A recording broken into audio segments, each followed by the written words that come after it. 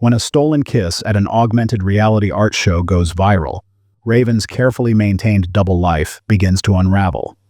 The mysterious masked woman photographed with renowned artist Zephyr Castellanos has become the talk of the city and a person of interest to corporate investigators. As revolution spreads through the streets, inspired by their acts of digital defiance, Raven finds herself at a crossroads. Oliver offers escape, a transfer to Singapore and a chance to leave the chaos behind. But the city's awakening conscience calls to her, echoed in Zephyr's latest creation. The Memory Archives, a powerful testament to everything corporate greed has stolen from their communities. In this stunning conclusion, Raven must finally choose: retreat to the safety she's always known, or embrace the beautiful chaos of revolution and love.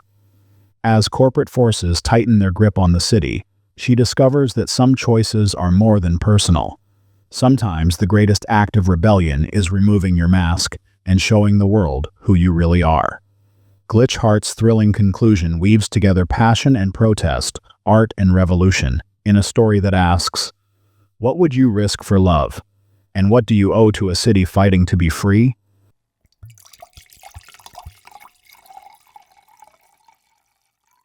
Chapter 8. Reality Bleed. The package sat innocently on Raven's doorstep, a matte black cube with iridescent edges that seemed to shift in the hallway's fluorescent light. No sender address, just her name in flowing holographic script. Inside, she found a sleek, next-gen haptic suit and an elegant physical mask of black lacquered metal. Sculpted in the likeness of a water nymph, the mask featured flowing lines that suggested cascading hair and sea foam, while delicate scales caught light like tiny waves. The edges shimmered with the same iridescent technology as the box, suggesting it was more than mere decoration. When she turned it in her hands, the scales seemed to ripple with movement, as if the mask itself was fluid, caught between water and light. You are cordially invited to witness the convergence of realities at Zephyr Castellanos' pioneering augmented reality exhibition, Dreams Made Manifest. Tonight, 8 p.m., the enclosed suit and mask will bridge the gap between real and virtual. The line between truth and illusion is about to blur. Raven's fingers traced the suit's advanced fabric, then lifted the mask again. It was lightweight despite its substantial appearance, and something about its aqueous curves reminded her of the masks they wore during their nighttime missions. But where those had been utilitarian, this was pure artistry, a digital age reimagining of ancient myths. Her heart quickened as she remembered Cipher's words from their sunset walk. Some things once lost exist most vividly in memory and dreams. The gallery entrance opened into a vast atrium where reality and virtuality merged seamlessly. Physical sculptures sprouted digital flowers, holographic waterfalls cascaded down concrete walls, and the air itself seemed to shimmer with possibility. Other guests moved through the space in their haptic suits and masks, each a unique blend of mythological creatures enhanced with digital effects. On a floating platform at the center of the atrium stood Zephyr Castellanos. His mask, an ever-shifting sylphid design, rippled like wind-given form. Digital currents swirled around him, making it seem as though he was standing in the heart of a beautiful storm. Welcome. His voice carried clearly through the space. To a night where nothing is quite what it seems. We live in an age of layers. Digital over physical, virtual over real. But what happens when those layers start to blur? He gestured, and the air around him filled with swirling points of light. Tonight, we explore the spaces between spaces, the moments between moments, the realities between realities. Suddenly, the points of light exploded into a shower of digital and physical sparks. Actual flames mixing with holographic fire in a dazzling display. When the light show cleared, Zephyr had vanished. Raven heard a chuckle behind her. Dramatic as always. She turned to find Cipher standing there, his sphinx mask a study in digital and physical riddles. Gold leaf caught the light while augmented reality made the sphinx's eyes shift colors with each movement. Following me again, empty head? She asked, trying to ignore how her pulse quickened at his proximity. Actually. He moved closer, his voice dropping to that tone that always seemed to bypass her defenses. I believe you're the one following me this time. They wandered through the exhibition together, their banter flowing easily as they explored installations that seemed to reflect their shared experiences. Corporate greed, environmental destruction, the search for authenticity in a digital age. At one point, Cipher's hand brushed hers, sending tingles through her haptic suit that felt remarkably like real electricity. The next installation is particularly interesting. Cipher said, guiding her toward an archway. A meditation on perspective and truth. They entered what appeared to be a hall of mirrors, but each reflection showed something different. Some purely physical, others entirely digital, most a mesmerizing blend of both. Raven saw herself reflected 100 times, each version wearing a different mask. Cipher? She called out, realizing she'd lost sight of him in the maze of reflections. No answer. She wandered deeper into the installation, each turn revealing new versions of reality. In one mirror, she saw herself as Glitch. In another, she was painting her message on the Omnicorp building. A third showed her having breakfast with Oliver, but the image glitched and distorted. When she finally found her way out, she emerged into a different part of the gallery. Above her, on another floating platform, Zephyr was addressing a small crowd. Illusions He was saying, his sylphid mask swirling with digital wind. are simply truths we're not ready to see. Reality He spread his arms. is what we make of it. The lights throughout the building suddenly cut out. In the darkness, only the augmented reality effects remained visible. Glowing masks, digital art pieces, and the scattered constellations of guests' enhanced forms. Raven felt a hand slip into hers. Found you. Cipher's voice came from the darkness, sending a shiver down her spine. His sphinx mask glowed with subtle golden light. Did you?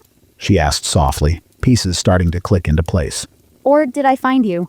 The main lights slowly faded back up, revealing they were standing in a quiet corner of the gallery. Before them stood an installation that blended physical roses with digital rain. The drops fell endlessly, never quite touching the real flowers. Beautiful, Raven murmured.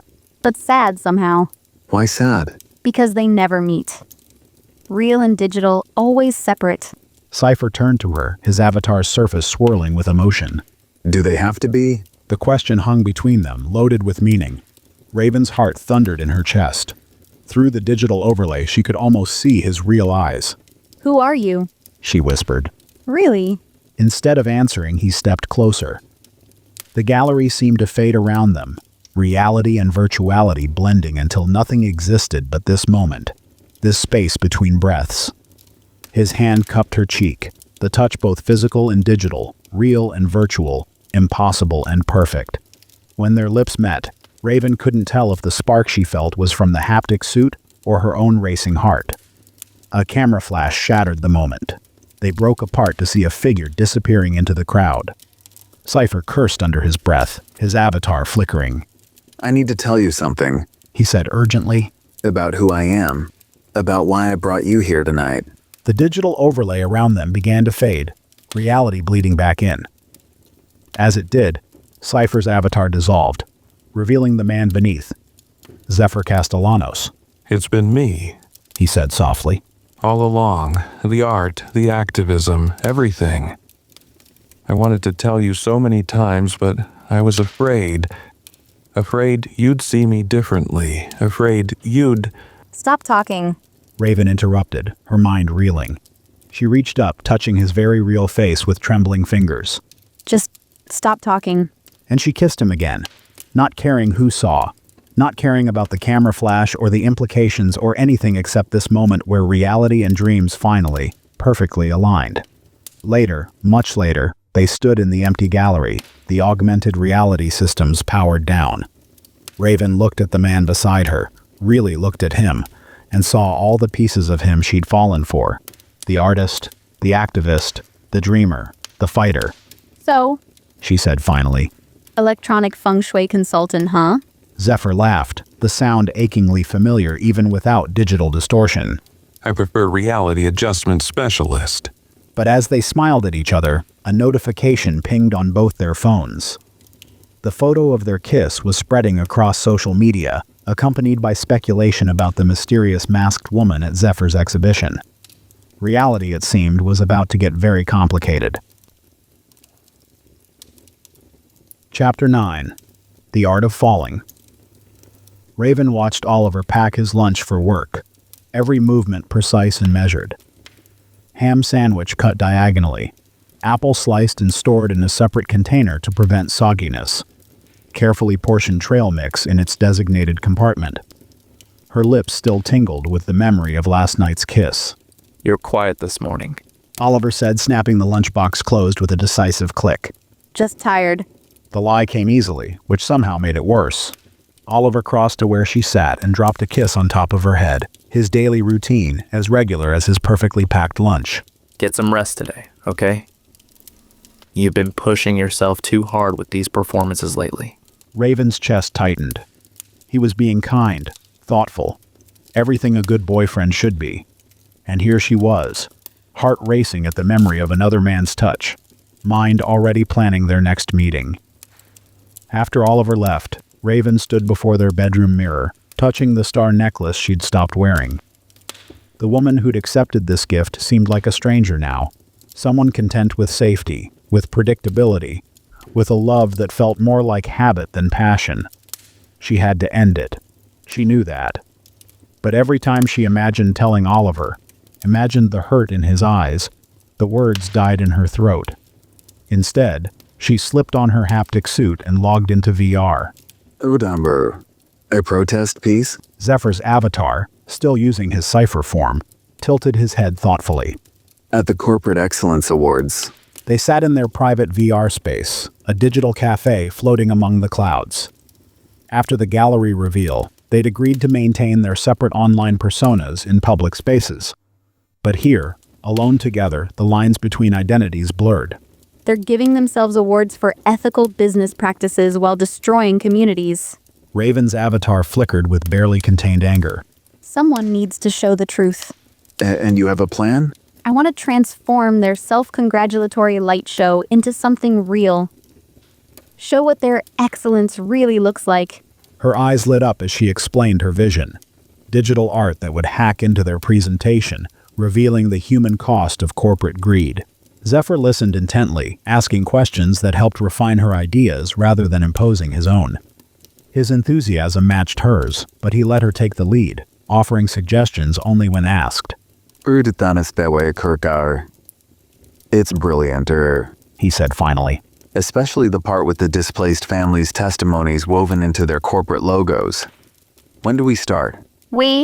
Unless you'd rather do this alone. His avatar's cosmic surface swirled with amusement. Though I seem to remember someone complaining about my EMP ruining their last solo mission. That was different. She protested, but she was smiling. I didn't exactly invite you to that one. No. He agreed, reaching across the table to take her hand. But I'm glad I crashed it anyway. The touch, even through their digital interface, sent electricity through her system. For a moment, she was back in that dumpster, pressed against him in the darkness, feeling that first spark of connection. The Corporate Excellence Award ceremony was a masterpiece of virtual excess. Diamond light structures spiraled through impossible geometries while avatar attendees in designer skins mingled and preened. Crystalline champagne flutes floated through the air on invisible currents, their contents sparkling with actual starlight. An ostentatious display of computational wealth. Earthathunger. Zephyr whispered as they slipped through the crowd, their bland technical staff avatars drawing no attention. I'm having the strangest sense of déjà vu. Something about sneaking around with you feels familiar. If you're looking for another dumpster to hide in, I'm afraid you're out of luck. Everything's too pristine here. Sure as I thought that was our thing, romantic evenings in the trash. They paused at a data junction, where Raven needed to plant one of her coded art pieces. Zephyr kept watch, his avatar maintaining the perfect posture of a diligent tech worker while his words were anything but professional. Speaking of romantic, he murmured, you're incredibly attractive when you're coding corporate sabotage. Flirting during a mission? Raven's fingers never stopped moving across the virtual interface, but her avatar's lips curved in a smile. That's dangerous territory, empty head. Says the woman who turned my last art exhibition into a makeout session. That was different. She protested, finishing the implementation. I didn't know it was you then. And then now that you do? Their avatars were standing very close now, the pretense of working almost but not quite masking their proximity. Now, Raven said, her voice low. I'm trying to focus on not getting us caught. Unlike some people who seem determined to distract me. Me distracting? Zephyr's avatar managed to look wounded while simultaneously hacking them access to the next level. I'm wounded. Here I am, providing expert technical support. You mean showing off? Creating secure pathways. Trying to impress me? Arthur, and ensuring our safety. Looking for another kiss. They reached the final implementation point, their playful banter shifting into focused cooperation. Raven's art piece was complex, requiring precise timing and positioning. Zephyr's hands joined hers on the virtual interface, their avatars working in perfect sync. Almost there. She breathed. Personer, just like old times, He replied softly. though I prefer this to falling off buildings. Technically, you pushed me off that building. Technically, I caught you. The last piece slid into place. Around them, the corporate elites continued their self-congratulatory celebration, unaware of what was about to happen. Ready? Zephyr whispered, his avatar's hand finding hers in a gesture that was anything but technical staff behavior. Raven nodded, squeezing his hand before initiating the sequence. Born ready. The corporate CEO's speech about uplifting communities fractured mid-sentence. The diamond light structures twisted, reformed, became windows into reality, showing demolished neighborhoods, polluted coastlines, children playing in the shadow of data mining facilities. Chaos erupted. Security protocols activated. Digital guards converging on their position. Time to run? Zephyr asked, offering his hand. Time to fly. Raven corrected, taking it. They raced through the virtual space, combining their skills in a dance of escape. Where Zephyr's hack opened a path, Raven's performance expertise made their flight look like part of the show. They leapt between fragmenting data streams, surfed collapsing code structures, always just ahead of pursuit. Security protocol on our 6. Zephyr called out, his fingers dancing through the air as he coded on the run. Think you can make this look good? Please. Raven laughed, grabbing his hand. I'm always good. She pulled them into a spinning leap just as his code shattered the virtual floor beneath them. They fell through cascading layers of broken protocols, Raven turning their descent into an aerial dance that had several actual event performers stopping to watch. Somewhere show off? Zephyr teased as they landed on a lower level. Says the man who just turned a firewall into confetti. Raven's avatar flickered playfully. Left or right? Neither. He wrapped an arm around her waist, pulling her close. Up. His hack transformed the corporate logos around them into stepping stones, rising through the virtual space. They bounded up them together, each jump requiring perfect synchronization. You know, Raven said as they scaled the shifting digital architecture. most men just ask me to dinner. Do it this, boring. Zephyr's avatar grinned as he redirected a security scan with his free hand. And besides, I thought you liked the excitement. A squad of security programs materialized ahead of them, their red grid-like forms blocking the path. Speaking of excitement, Raven's avatar shifted into her glitch performance mode. follow my lead. Always. She pulled them into a series of impossible moves, part dance and part parkour, weaving between the security programs. Zephyr's quick coding turned their defensive protocols against them, making them part of the performance. To anyone watching, it would have looked like a planned part of the entertainment. Two avatars dancing through a field of red light constructs. You're incredible. Zephyr breathed as they emerged on the other side. Flirt later. Raven shot back, though her avatar's surface rippled with pleasure. Run now. They sprinted across a bridge of pure data, pursuit closing in from all sides. Ahead, the virtual space began to deteriorate under the strain of their sabotage. That exit you promised? Raven asked, noting the collapsing code around them. Or was he working on it? Zephyr's hands moved in complex patterns. Though I have to say, running security protocols with you is way more fun than our first date in the dumpster. That wasn't a date. No.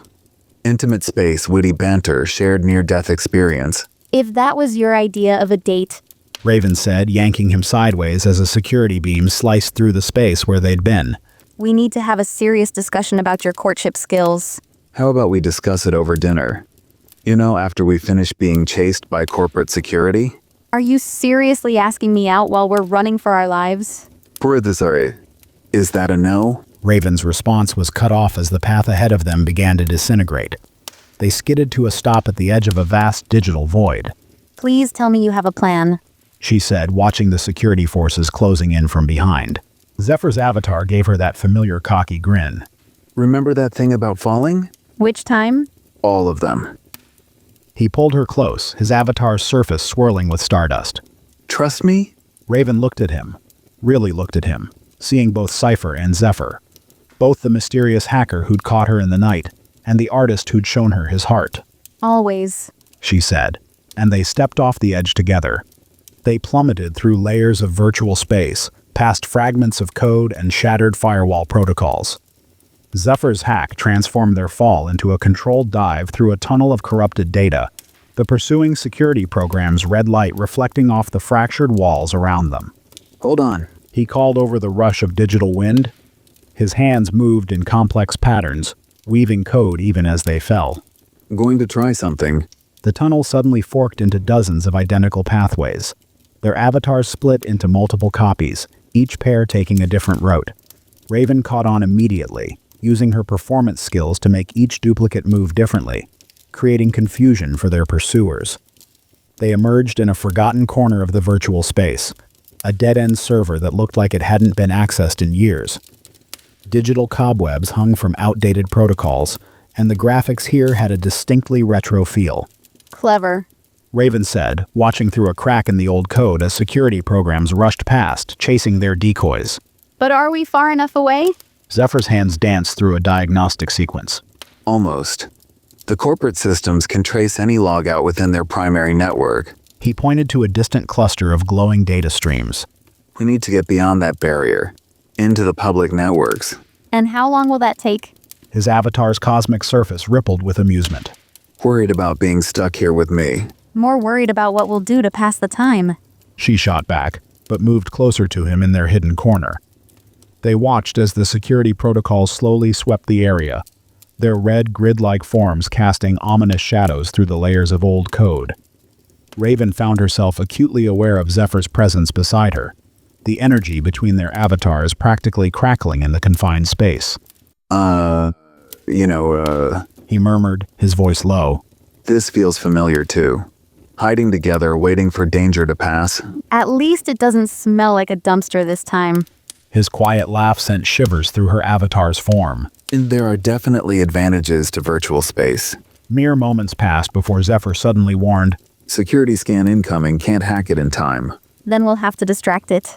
Raven pulled him close, their avatars merging into a swirl of light just as the scan passed. To any observer, they would have looked like a glitch in the system, a momentary flutter of corrupted data. But to Raven, it felt like falling into starlight. Every point of contact between their avatars sang with energy, digital sensation bleeding into something that felt startlingly real. When the scan passed, they didn't immediately separate. Zephyr's avatar shimmered against hers, cosmic patterns swirling together. We should get past the barrier and log out, he murmured. Should we? Raven's avatar pulsed with meaning. His response was to pull her deeper into their embrace. Together, they shot out like a falling star past the barrier into the public net, and then dove into their private virtual space, away from prying eyes and corporate scans. Reality fell away until there was nothing but sensation, nothing but the space between digital and physical, nothing but them. Later, much later, they lay in a virtual garden of their own creation, avatar forms still occasionally flickering together like binary stars. Raven, Zephyr began, his voice serious. About us and about the real world. Not yet. She whispered. Please, just not yet. He fell silent, understanding. In this moment, in this space between spaces, they could pretend the complications didn't exist, could ignore the guilt that waited in Raven's apartment, the dangers that lurked in Zephyr's secret life, the 1,000 reasons why this thing between them might be doomed before it truly began. But as their avatars twined together one last time, Raven couldn't help but wonder, how long could anyone live between realities before something had to break? Chapter 10. Masks We Wear. Speculation continues about the identity of the mysterious masked woman seen with renowned artist and tech mogul Zephyr Castellanos. Social media is ablaze with theories after security footage from the augmented reality exhibition showed the pair in what appears to be an intimate moment. Corporate investigators have expressed interest in the footage, citing concerns about potential links to recent cyber attacks. Raven's heart stopped as she stepped into the living room. Oliver sat on the couch, the water nymph mask cradled in his hands like something fragile and dangerous. He didn't look up when she entered. I was cleaning. He said quietly, his thumb tracing one of the mask's delicate scales.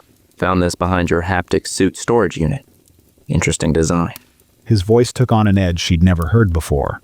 Almost like the one they keep showing in the news. The silence stretched between them, heavy with unspoken accusations. On the newsfeed, a pundit was analyzing the security footage frame by frame, pointing out the distinctive water nymph design. Oliver. Raven started, but he cut her off. Don't. His voice cracked. Just don't lie to me, not now. He finally looked up, and the hurt in his eyes made her stomach clench. How long? It's not what you think. Isn't it? He stood abruptly, the mask still in his hands. The late nights, the distance, the way you've been pulling away. I told myself I was imagining things. That you were just focused on your career. He laughed, a hollow sound. I even thought maybe you were bored with our routine.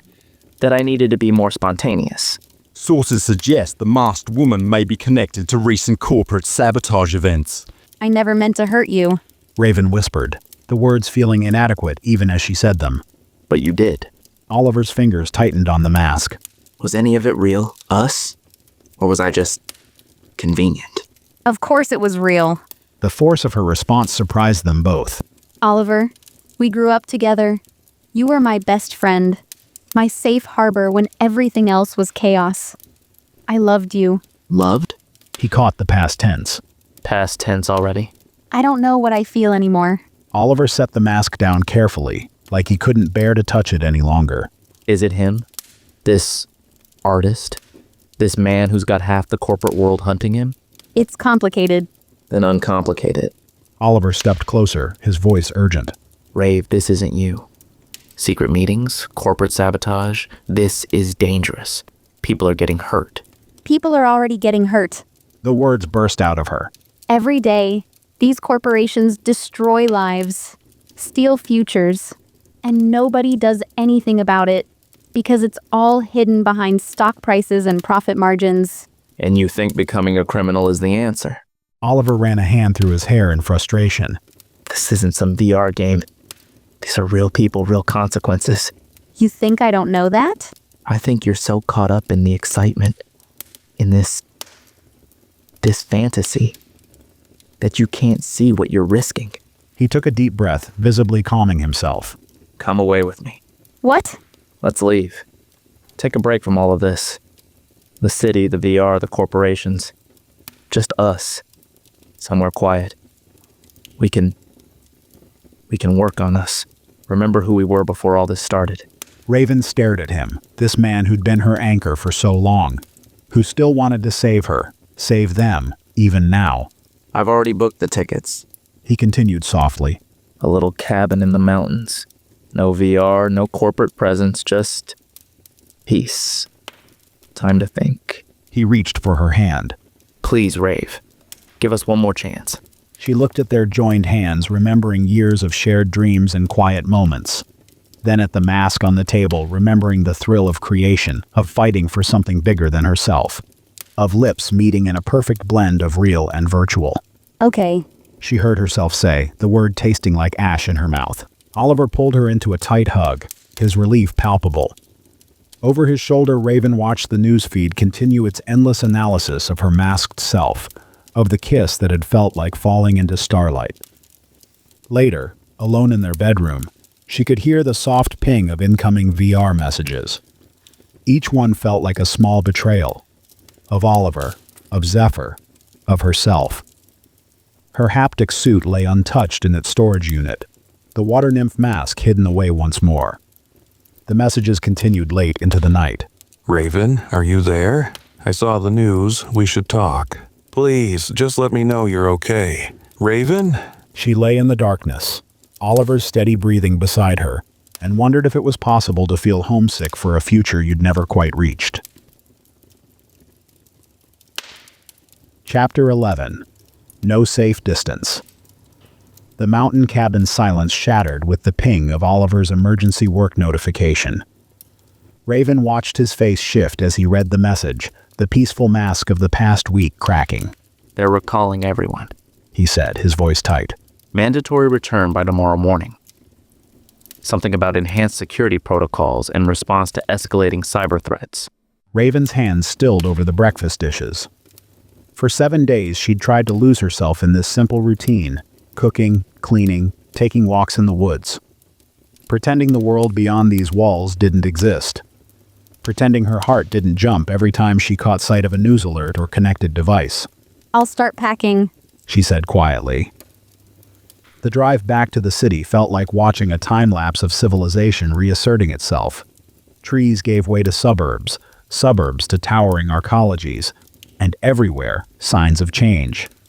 The first billboard they passed had been hacked, its corporate message replaced with fragments of their protest art. Your Excellence equals our extinction, glowed in defiant letters 20 feet high. It's getting worse. These attacks are everywhere now. Raven said nothing, watching the city unfold before them. More modified billboards appeared, each displaying pieces of the truth she and Zephyr had revealed. But it wasn't just digital defiance anymore. People gathered in the streets, their own masks a mix of physical and AR projections. Some carried signs with fragments of her artwork, transformed into rally cries. They hit traffic near the corporate sector. Through the window, Raven watched a group of protesters face off against private security forces. The protesters wore simple respirators, but their AR overlays transformed them into creatures of myth and revolution. Water nymphs, sylphs, sphinxes. This is madness, Oliver muttered, taking a detour. Don't they understand they're just making things worse? But Raven saw something different. In the faces of the protesters, she saw hope. In their borrowed imagery, she saw her art giving voice to their anger, their dreams, their demand for change. A security drone passed overhead, its scanning beam sweeping the crowd. The protesters raised their phones, AR filters transforming the drone's threatening presence into a shower of digital butterflies. Someone had taken her code, her art, and turned it into a shield. They finally reached their apartment building. Oliver immediately plugged into his work terminal, drawn into emergency meetings. Raven stood at the window, watching the city pulse with the energy of uprising. Her haptic suit lay where she'd left it, untouched. Next to it, her phone displayed a week's worth of missed notifications. One caught her eye. A public message from Zephyr's official account. Art exists to tell truth to power. What happens next is up to all of us. Behind her, Oliver's voice carried from his home office. Yes, sir. I understand. The promotion would require immediate relocation to the Singapore office. Raven's heart clenched. She knew what Oliver was doing, trying to get them far from the chaos, somewhere safe and corporate-controlled. Somewhere she could forget about protest art and corporate corruption and kisses that tasted like starlight. A commotion outside drew her attention. The protesters had reached their block, their chants carrying through the windows. Security forces moved to intercept them, riot shields glowing with corporate logos. One protester broke away from the crowd, running to escape the security teams. Their mask was a simple digital projection, a sphinx's face rendered in lines of code. As they vaulted over a security barrier, their movements were hauntingly familiar. Raven pressed her hand against the window, her breath fogging the glass. The figure looked up, straight at her building, before disappearing into an alley. She couldn't be sure, but something in her heart recognized him. Great news. Oliver called from his office. They can have us on a transport to Singapore by the end of the week. Clean slate, fresh start. His voice faded into background noise as Raven watched the scene below. A young girl, probably no more than 12, stood before the security line. Her AR mask kept glitching, shifting between a water nymph and her real face. In her hands, she held a sign with one of Raven's artwork fragments. What will be left for us? Security moved forward. The girl stood her ground. Raven's fingers brushed the spot where her star necklace used to rest. All her life she'd tried to play it safe, to find the middle ground, to avoid causing pain. But watching that girl stand alone before the corporate shields, she realized something. Sometimes the greatest pain comes from refusing to take a stand. Behind her, Oliver continued planning their escape to Singapore. Before her, the city blazed with the fire of revolution she'd helped ignite. And somewhere out there, a sphinx-masked figure moved through the chaos, fighting for the future she'd been too afraid to fully embrace. Her haptic suit seemed to hum with potential energy, waiting. The question was, what would she do with the fire she'd started? Chapter 12. The Memory Archives. Raven's phone buzzed with another message from Oliver. Flight leaves in 6 hours. Where are you? She ignored it, staring instead at the news feeds flooding her AR display.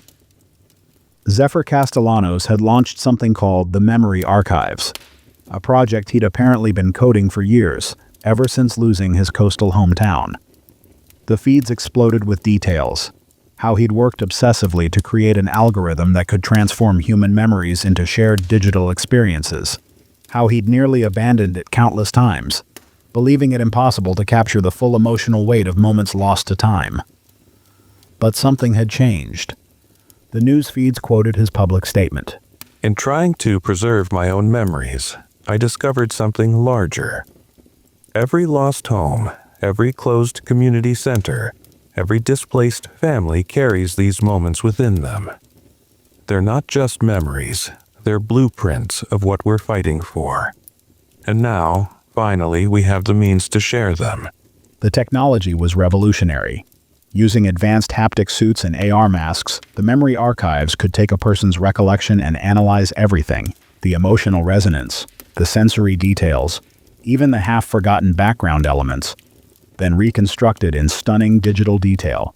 Not just visual recreations, but full sensory experiences that others could step into and feel for themselves. The feed showed crowds gathering across the city, each person's haptic suit and AR mask allowing them to both create and experience memories. Some shared moments of joy before the corporate takeovers. Others documented the slow erosion of their communities. Each memory added to a growing tapestry of what had been lost, and what could still be saved. Her own haptic suit felt alive against her skin for the first time in weeks. As soon as she connected it, a digital butterfly materialized before her, its wings made of flowing code that shifted like starlight on water. She recognized Zeph's artistic signature in its design, the same delicate touch he'd used to transform security drones during the protests. The butterfly drifted lazily through her living room, leaving a trail of glowing code in its wake. When it reached her window, it seemed to wait, its wings pulsing with gentle light. An invitation, a challenge, a promise. Following it meant choosing uncertainty over safety once again. The butterfly's glow reflected off her packed suitcase, ready for the Singapore flight. She opened her window, and the butterfly led her into the awakening city, weaving between the memorial crowds until it reached the alley behind Omnicorp. There, it dissolved into streams of code that flowed into the first memorial. The butterfly led her first to a corner in the old district, where an elderly woman's memorial shimmered into existence. Her AR art transformed the sleek corporate offices back into the family restaurant that had stood there for generations. The scent of her grandmother's dumplings, digitally recreated, brought visitors to tears. The butterfly hovered briefly, its wings taking on the warm golden hue of the remembered kitchen lights. It drifted onward, guiding Raven through the growing crowds of memory seekers. 2 blocks over, children had rebuilt their community center, closed by corporate budget cuts. Their AR overlay showed jump ropes hitting concrete in perfect rhythm, chalk drawings blooming across pavement, the echoes of laughter that used to fill these streets. The butterfly wove through the phantom jump ropes, leaving trails of code that briefly transformed into children's drawings. Then the butterfly's glow intensified, pulling Raven away from the crowd. It led her down familiar streets until it reached the alley behind Omnicorp. There, it spiraled upward one last time, its wings now shimmering with the same iridescent quality as her water nymph mask, before dissolving into the memorial that stopped Raven's heart. A dumpster, rendered in perfect digital detail, glowed with significance. As she approached, a familiar voice emanated from the installation. Sometimes the most important moments of our lives happen in the strangest places. The AR overlay shimmered, and suddenly she was watching that night from outside herself. Two figures hiding from security, trading quips and whispers. But Zeph had transformed the memory into something more. The dumpster became a cocoon of resistance, their huddled forms wrapped in lines of code that sparkled like starlight. Her phone buzzed again. Oliver. They're calling for boarding soon. Raven's feet carried her forward, following a trail of light only she seemed to notice. Each location held another piece of their story, reimagined through Zeph's artistry. The rooftops where they'd escaped became a dance floor of rebellion, their parkour transformed into a performance of defiance. The server room bloomed with digital roses, their petals made of scrolling code, beauty hidden in the heart of corporate machinery. But between these personal memories, Zeph had woven other stories. The families they'd helped expose corporate wrongdoing for. The communities they'd given voice to. Their love story wasn't just about them. It was about all the moments they'd chosen to fight rather than look away. All around her, others followed their own memorial paths. A group of former coastal residents had created a massive AR seascape, showing their homes before the waters rose. Their stories rippled out in waves of shared grief and determination. Her phone. Last boarding call. The next memorial appeared at the art gallery where they'd first kissed. The space filled with masks. Hundreds of them, each representing someone who'd had to hide their truth. As she watched, the masks began to fall away, revealing faces both digital and real, each one choosing to be seen. It's powerful, isn't it? Raven turned to find a young girl beside her, her AR mask shifting between water nymph and human, the same girl from the protest. Everyone's stories. The girl continued. They're all connected, like yours. Before Raven could respond, the girl was gone, swallowed by the crowd of memorial visitors. The final location pulled her toward the waterfront. There, projected over the corporate towers, stood Zeph's childhood home. But it wasn't alone anymore. It was joined by hundreds of other lost homes, each one contributed by community members. The entire coastline glowed with memories of what had been taken, and visions of what could still be saved. And there in the midst of it all stood Zeph. No masks, no avatars, just him, real and present and choosing to be seen. I thought about making this private, he said as she approached. just for you. But then I realized that's exactly what they want. For each of us to think our pain is private, our fight is solitary. Around them, people added their own memories to the coastline memorial. Each story strengthened the whole, creating a tapestry of resistance and hope. You're running out of masks to hide behind, Raven said softly. Good. Zeph's eyes met hers. I'm tired of hiding. From what happened to my home. From what I feel for you. From who we could be together. Her phone buzzed one final time. Flight departing. Raven looked at the memorial, at all the stories brave enough to be told. At all the people choosing to stand and fight rather than run. At the man before her, finally free of masks both digital and emotional. She pulled out her phone and typed. Go without me. Then she turned to Zeph, really seeing him. The artist, the activist, the man who'd caught her when she fell and helped her learn to fly. I have a story to add to the memorial, She said. Oh? It's about a woman who spent her whole life choosing safe harbors, until she realized that some storms are worth sailing into. Zeph's smile was brighter than any digital display. I'd like to hear that story. Good, Raven said, stepping closer. because it's still being written. Around them, the memorial glowed with countless stories of loss and love, resistance and hope. Their personal revolution had become part of something larger, something powerful enough to reshape the city one memory at a time. And as Zeph's hand found hers, Raven finally understood. Sometimes the bravest thing isn't fighting the storm. It's choosing to dance in the rain. Chapter 13, New Mornings. Okay, following weeks of sustained protest, the City Council has approved sweeping reforms to corporate oversight. The Community Protection Act will require corporations to provide fair compensation for displaced residents and maintain essential services in low-income sectors. Meanwhile, Omnicorp's illegal data collection scandal has led to the first ever citizen oversight board for corporate VR operations. Raven stretched, her consciousness slowly registering the unfamiliar softness of the sheets, the gentle morning light streaming through windows that faced east instead of west. The scent of coffee mingled with something else, the promise of breakfast not yet made. I was wondering when you'd wake up. Zeph's voice carried from the kitchen, accompanied by the gentle clattering of pans. I thought about starting without you, but He appeared in the doorway, still in sleep clothes, his hair adorably mussed. someone once told me the best creations happen when we work together. Raven smiled, taking in the sight of him. So different from the controlled corporate breakfast of her past life. Zeph's apartment was all warm woods and open spaces, art both digital and physical covering the walls. Their masks from the gallery exhibition hung side by side near the window, catching the morning light. Are those fresh strawberries? She asked, noticing the fruit on the counter as she padded into the kitchen. From the new community garden. He handed her a coffee mug, their fingers brushing in a way that still sent little sparks through her. The one they're building where that corporate storage facility used to be. Raven took a sip, watching as Zeph gathered ingredients. Nothing pre-portioned, no carefully measured servings, just possibilities waiting to be combined. I was thinking crepes. He said, pulling out flour and eggs. You can do the batter while I prep the filling? Perfect division of labor. She replied, moving to stand beside him at the counter.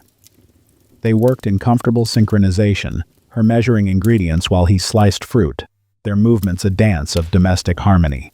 Grassroots AR art installations continue to appear across the city, documenting both corporate abuses and community triumphs.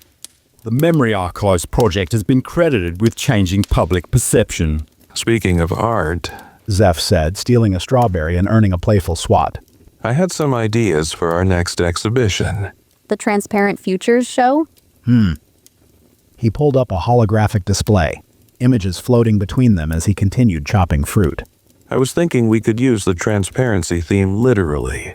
Create AR pieces that reveal what's happening behind corporate walls. You mean like how certain companies are already trying to work around the new oversight regulations? Raven's eyes sparkled with understanding. Exactly. Zeph moved closer, reaching around her to add vanilla to the batter. His chest pressed against her back as he showed her more designs. See how these layers peel back? Each piece could reveal another level of corporate deception. And visitors could contribute their own discoveries. Raven added, leaning into him while still stirring. Like the Memory Archives, but focused on present and future instead of past. Using art to protect what we've won, Zeph agreed, dropping a kiss on her shoulder. while pushing for more change. The first crepe sizzled in the pan, filling the kitchen with warmth and possibility. Through the window, Raven could see the city awakening, changed but still imperfect, still needing people willing to fight for it. You know, She said, watching Zeph flip the crepe with unnecessary flourish. some people might say we should quit while we're ahead. Take the wins we've got, settle down to a nice, quiet life. Zeph's laugh was warm against her neck. Boring, besides. He turned her to face him, hands settling on her waist. I fell in love with a revolutionary artist who isn't afraid to shake things up. Pretty sure she'd hate nice and quiet. Pretty sure you're right. Raven smiled, reaching up to trace the line of his jaw, still amazed sometimes that she could touch him like this. No masks or avatars between them. Though I have to admit, some quiet moments are nice. Like this one? His eyes held that mix of mischief and tenderness that never failed to make her heart race. Exactly like this one. She agreed, pulling him down for a kiss that tasted of coffee and possibility. The news feed continued its updates, but they were lost in their own world, planning revolution over breakfast, trading ideas between bites of crepe, their feet tangled together under the table. Outside, the city hummed with change they'd helped create. Inside, they built their own kind of revolution, a love that refused to choose between personal happiness and fighting for what's right. The crepes weren't perfect. One was slightly burned, another folded wrong. But as Raven watched Zeph arrange them anyway, adding extra strawberries to hide the flaws, she thought this might be the happiest she'd ever been. This was what freedom felt like. The space to create, to fight, to love without masks or limits. And as Zeph pulled up more designs for their upcoming exhibition, his free hand finding hers across the table, Raven knew she'd never have to choose between safety and passion again. She'd found someone who made revolution feel like coming home.